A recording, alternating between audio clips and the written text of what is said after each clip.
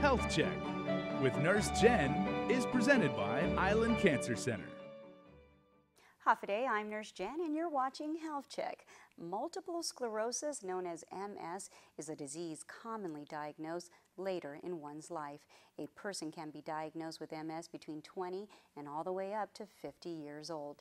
MS is a potentially disabling disease of the brain and the spinal cord.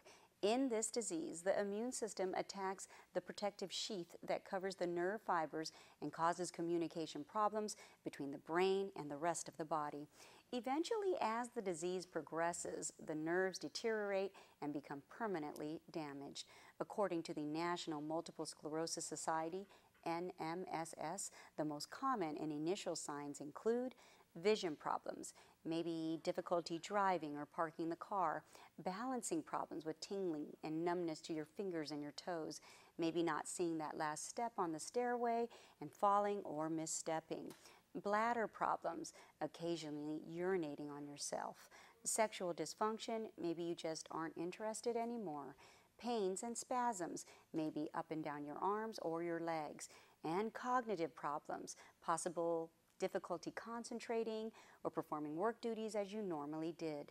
According to researchers at Washington University School of Medicine, women are more susceptible to multiple sclerosis because we produce higher levels of blood receptor protein S1, PR2 than the male gender.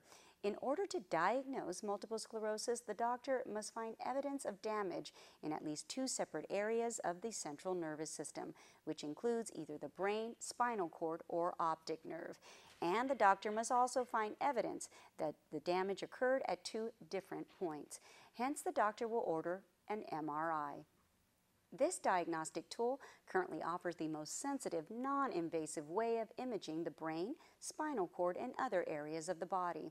Another diagnostic option is obtaining and testing cerebral spinal fluid, CSF.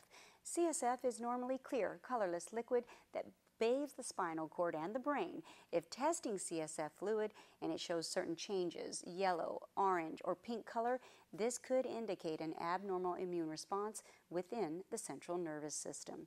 Sadly, today, there is no cure for multiple sclerosis. Treatment typically focuses on speeding recovery from attacks, slowing the progression of the disease, and managing MS symptoms.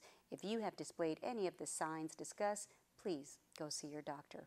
I'm Nurse Jen reminding you, don't wreck yourself, health check yourself.